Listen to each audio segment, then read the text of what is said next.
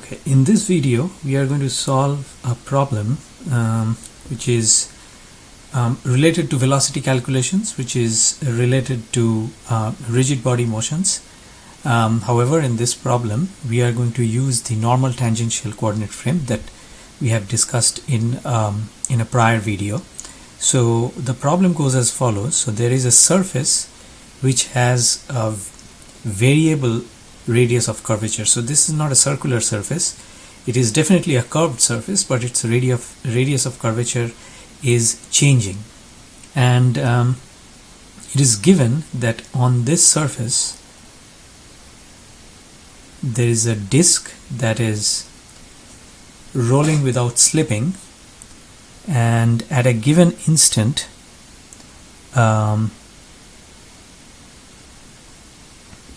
the center of curvature of the surface is, let's say, at Q, and the radius of curvature is rho.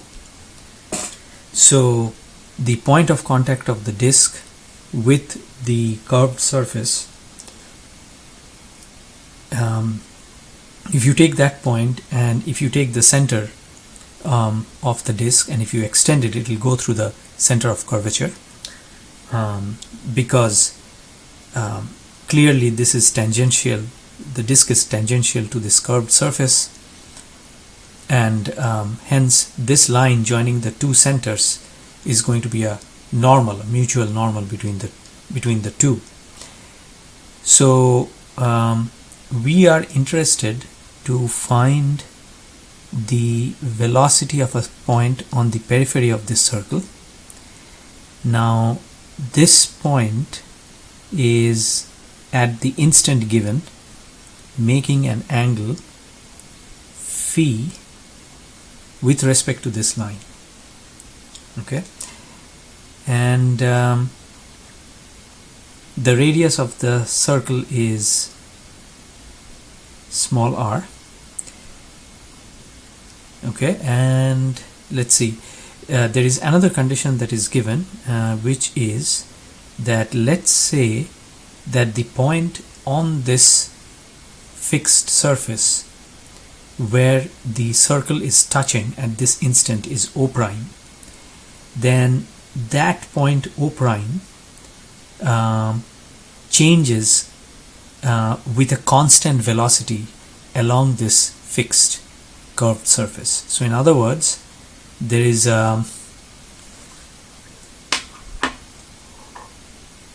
this O prime has a velocity v naught, which is going to be constant as the disk turns. And in order to solve this problem, we are going to use, that is to find the velocity of the point P, we are going to use a normal tangential coordinate frame. The tangential unit vector is going to be ET, and it is going to be tangential to this fixed surface. I should probably draw it like this, and then the normal is going to be directed towards the instantaneous center of curvature, which is Q here, and that unit vector is going to be En. Now keep in mind that the motion of the disk on this curved surface is happening such that, let's say at a future instant the disk is here, okay, let's say the disk is here at a future instant. At that point the center is here, and again if you take the point of contact and if you join the center and extend it, that line would go through the new center of curvature of the surface at that instant, right? And the point P, since it's rolling without slipping, the point P would have gone perhaps somewhere over here, so the angle phi would have changed, right? And this velocity VO, which is constant, is now clarified by saying that this point, which is the point of contact of the disk with the fixed surface, that point of contact is still moving with that same velocity v0. So note that as the disk rolls without slipping on this surface, the point of contact moves like that. The point of contact which is on the surface is tracing this path, and that tracing is happening at a constant velocity v0. Okay, so that is the velocity v0. So when we say velocity v0, we mean that the point of contact itself on the ground, the curved ground, is moving with a constant tangential velocity v0. Okay, so let's make some notes here. Disk rolling without slipping.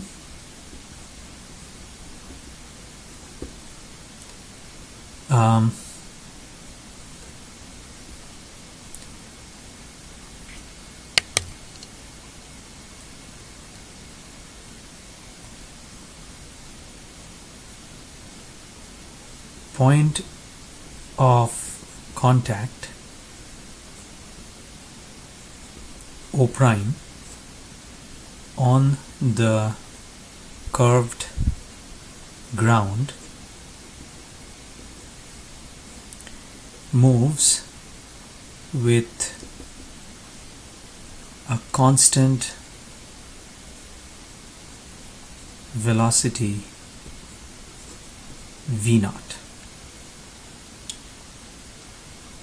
Okay, and so the question is, determine the velocity of P at an arbitrary instant. Right, so that's the problem. So so C has become C prime here, P has become P prime here, and so on. All right. Note that we are going to be using the ET-EN coordinate frame, and so the binormal coordinate frame is going to be into the surface of the page, because the binormal is obtained from the cross product of ET and EN. So ET cross EN goes into the surface of this page. So we start off this problem by using the relation between the velocities of 2 points on the same rigid body. So we can say that VP is equal to VC plus omega cross rho P with respect to C. Okay, so rho P with respect to C is nothing but the vector going from C towards P. So it is, you can say it is the vector CP.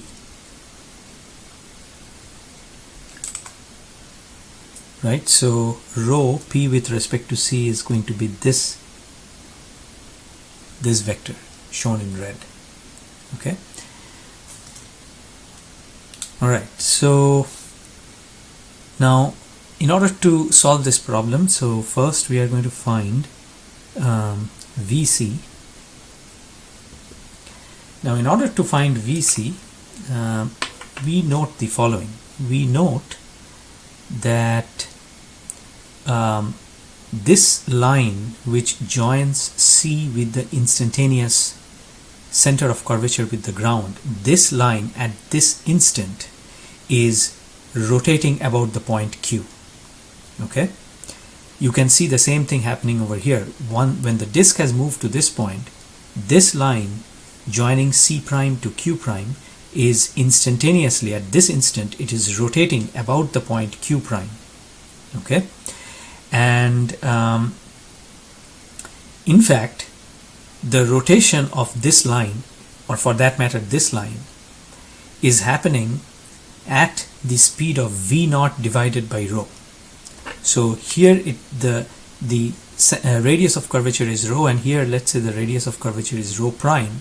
So at this instant, the angular velocity of rotation of this line CQ is v naught divided by rho. At this instant, it is v naught divided by rho prime. So we make a note that the line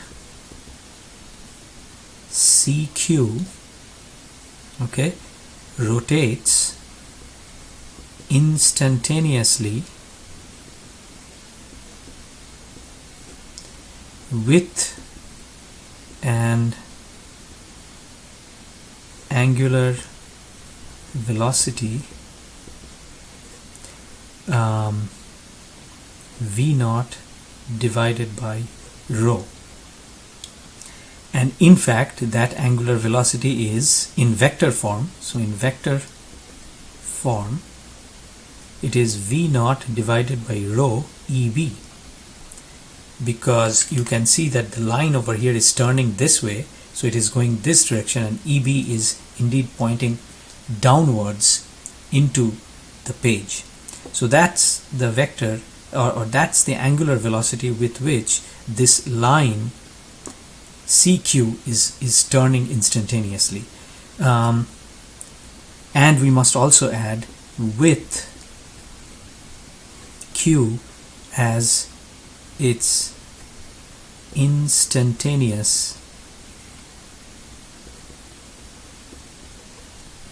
center. Okay, and since that is the case, with that observation, then note that we can say that the velocity of C is determined by this angular velocity with which this line is turning times the distance from C to Q. Okay, so therefore VC is equal to V naught divided by rho times, now the distance from Q to C is rho plus R. Okay, so the velocity of the point C is going to be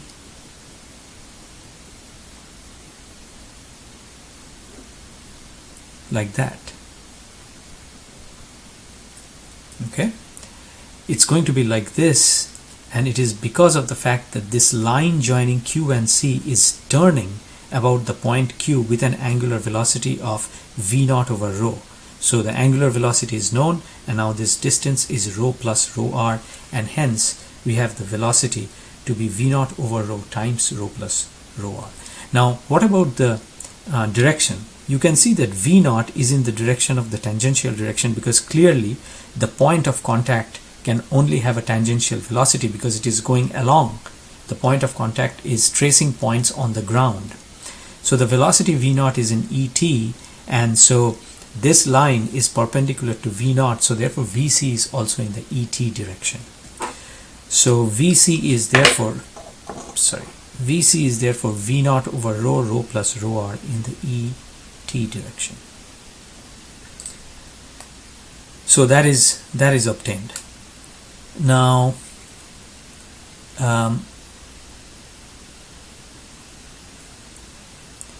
we have to still figure out omega and rho p with respect to c. Now let's focus on this rho p with respect to c, because this is simple. Rho p with respect to c can be very easily formulated by noting that this vector is of length r, and it is making an angle phi with respect to this line from Q to C, and that line from Q to C is in the direction of En, and parallel or rather perpendicular to the line is the direction ET. So we can say that it is r cosine phi in the negative en direction and r sine phi in the positive et direction. So going back here, we can then say that rho p with respect to c is r sine phi in the et direction minus r cosine phi in the en direction. Okay, so we have now figured out the vector rho p with respect to c. Now let us figure out the angular velocity. Now note that the angular velocity of this disk is actually not phi dot. It would be phi dot if this ground was flat. Okay, if this ground was flat, then you could say that the angular velocity of this disk is phi dot. Because if this ground was flat, then this direction would have been a fixed direction. Okay, it would have been a vertical direction which is fixed, and then the angle phi would have been a measure from a fixed direction. However, in this case, because the ground itself is curved, this direction, which is perpendicular to the ground, itself is turning, right? As we have just pointed out, QC is a line that itself is turning, and so the angular velocity of this disk is a sum of two angular velocities. First, it is due to the fact that this line Q to C is turning, and second is due to the fact that because of the rolling without slipping, the relative position of P with respect to C is changing by this angle phi with respect to this rotating line. Okay, so P with respect to C is changing, the angle of that is changing, but that angle is now being measured with respect to a rotating line. So in other words, we can say that the angular velocity is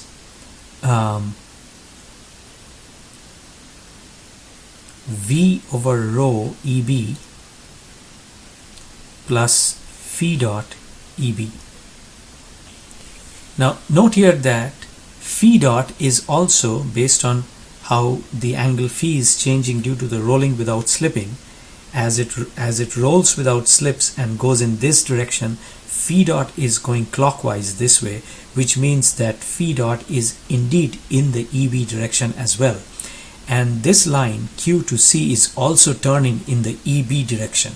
And so therefore the two angular velocities, the angular velocity of this line QC and the angular velocity of the relative rotation of this disk, which is phi dot, both are in the same direction, and hence the angular velocities get added. And so we can say that the net angular velocity of this rigid body is v naught over rho plus phi dot EB. However, we do not know what phi dot is, and we need to figure out what phi dot is, because clearly you can see that given a fixed ground like this, given that this line between Q and C is moving such that the point of contact traces a constant velocity, right? It is intuitively, it is clear that given this velocity, phi dot is being uniquely determined, right? Because it is rolling without slipping. Given that the line CQ is such that as it turns, the point of contact traces this curve with a fixed velocity v naught, means that the this rotating velocity phi dot has to be an outcome of that. It cannot be independent. So phi dot needs to be determined using v naught as a given quantity. So we need to find that out. Now how do we find that out? Well, we make the observation that this is rolling without slipping. So which means that if I identify the point on the disk, which is in contact with O prime, that point has a zero velocity because the ground itself is not moving. So O, which is the point on the disk that is at contact with the ground, has a velocity of 0. And so we can then say, so let me keep this figure in my view and make a note that O represents the point on the disk that is in contact with the ground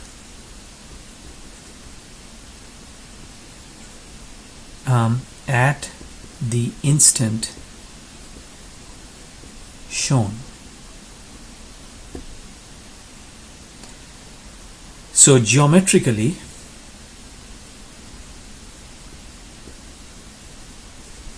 O and O prime are coincident, right? But from a physics perspective, these are completely two different points. O is on the disk, O prime is on the ground, okay? But since O is on the disk and the ground is not moving, therefore VO is equal to 0. And now we can also say that VC is equal to VO plus omega cross rho C with respect to O, right? The same relative velocity equation can be written with VC and VO as the 2 points. C and O are on the same rigid body, so the same structure holds. The omega over here is still the angular velocity, net angular velocity of the rigid body of the disk, that is. Now here VO is 0, okay. We have the expression for VC. We know that VC is VO divided by rho. Rho is the instantaneous radius of curvature here, times rho plus R, and this is in the ET direction, is equal to, now let's say that the angular velocity, we don't know the exact expression, but it is some omega EB. Okay, we need to find out what this omega is, but we know that the direction is going to be EB. That we have figured out in the previous discussion. The disk it is a planar motion, so the disk's rotation is only going to be the binormal direction. So cross rho C with respect to O. What is rho C with respect to O? Rho C with respect to O is the vector going from O to C, which is R, and it is in the EN direction, but actually in the negative EN direction, because you are going from the point O to the point C. Okay, so therefore it is negative EN, because EN is downwards, whereas O to C is going to be pointing upwards. Now, so that is going to be negative R omega, and EB cross EN, EB is pointing downwards, EB cross EN is going to be negative ET. So negative ET, so that is going to be R omega ET, which gives me the angular velocity to be, so you have ET on both sides, so you can just compare or equate the magnitudes. You have V naught over rho times rho plus R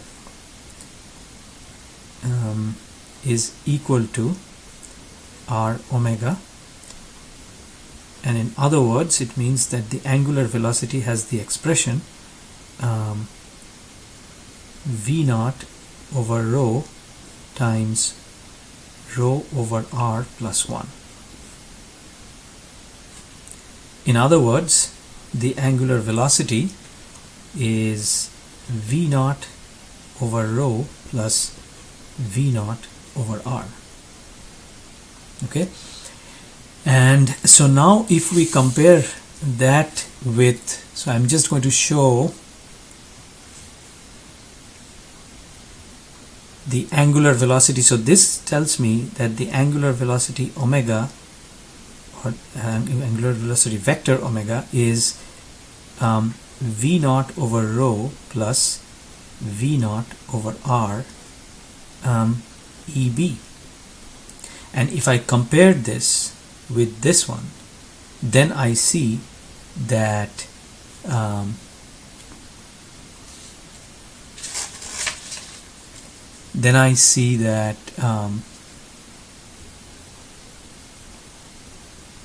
phi dot is equal to V naught divided by R. So we have done a formal rigid body analysis, and we have shown that the spinning velocity of the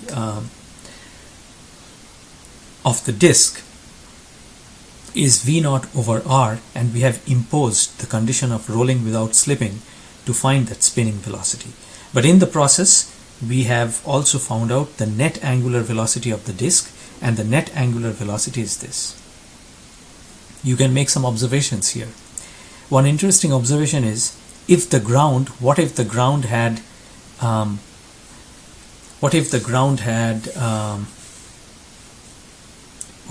was flat? So if the ground was flat, then this radius of curvature would have been infinity, right? So rho would have tended towards infinity. And so if you come back here to the angular velocity of the disk, you would see that if the ground was flat, then you would have V naught divided by an infinitely large number, which would be 0, which means that the angular velocity in that case for a flat ground would have been V naught over R, right? And this is what we typically use when we solve problems on rolling without slipping on a flat ground. We say that the angular velocity is V naught over R. And so you see, this problem is a generalization of that, okay, where the flat ground is just a special case. Alright, so we have this angular velocity now, and so we are ready to find out the velocity of the point P. So let us go ahead and do that calculation. I'm just going to keep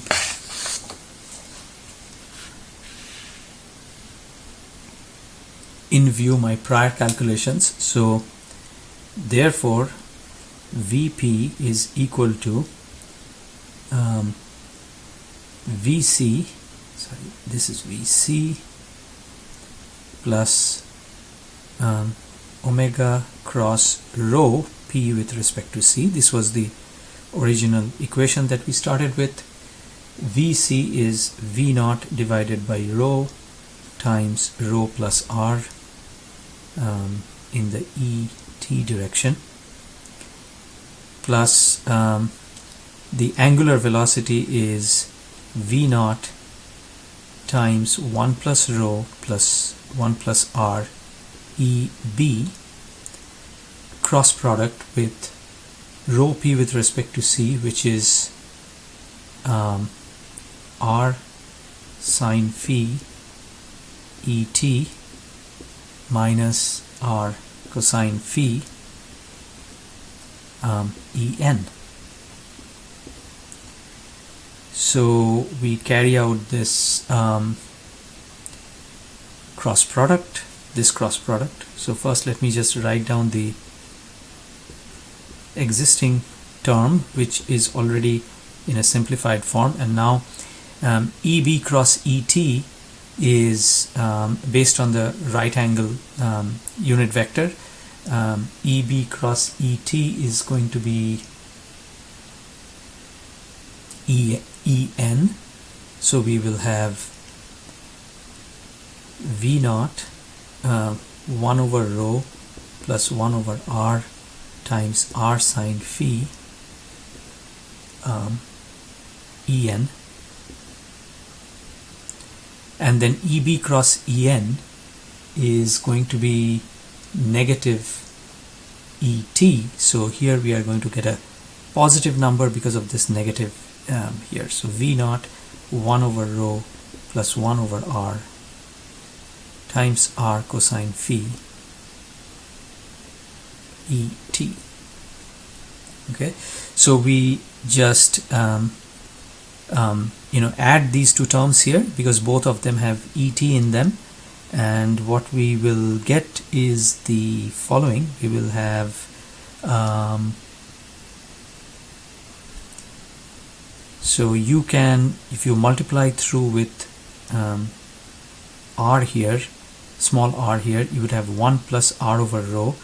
Similarly here, when you divide through with rho, you have 1 plus r over rho. So this v naught times 1 plus r over rho is a common factor, times 1 plus cosine phi, that's in the et direction.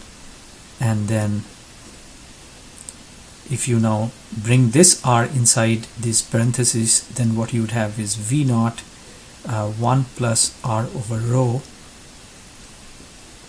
sine phi en. So that's the expression for Vp, and that's it. So that's the velocity of the point P. Going back to our diagram here, so we have found the velocity of the point P at this instant where the radius of curvature is rho, and the point P has at that time turned by an angle phi relative to this line CQ, and the velocity is given by, and we know that the disk is rolling without slipping, and so the velocity is given by this expression. We have used the NT coordinate system here. Recall that the NT coordinate system does not have any definition of the position. It directly starts with the velocity of a particle and then goes to acceleration. It is typically helpful in problems like this, where here NT is particularly useful because the definition of this problem or the statement of this problem is such that you don't have a fixed reference point from which you can show the vector or the position of the point P. We want the velocity of the point P, yet we do not have a fixed INJ coordinate frame or a fixed point from where we can draw a vector. So we could not really start in this problem with a position and then differentiate to get the velocity. I mean, you could technically do it, but it would be quite cumbersome. You'd have to set up quite a few, perhaps, extra coordinates and stuff like that. So the alternate way is to just use the NT coordinate system, which does not require you to start with a position and go to velocity. It directly works on the velocity, so you can use it to show the velocities directly on the NT coordinate system. So that's the end of this video, and we will continue solving problems like this in the upcoming videos. Thank you so much.